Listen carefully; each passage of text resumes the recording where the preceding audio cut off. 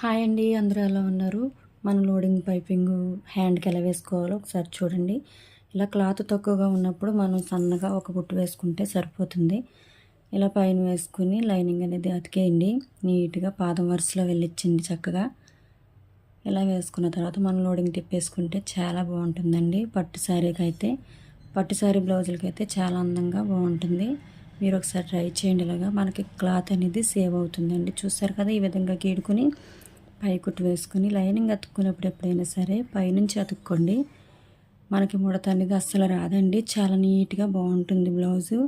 చూసారు కదా, ఈ విధంగా చేయండి. మరి నా ఛానల్ని అయితే కొత్తగా చూస్తున్న వారైతే సబ్స్క్రైబ్ చేసుకోండి. అలాగే వీడియో నచ్చితే లైక్ చేయండి.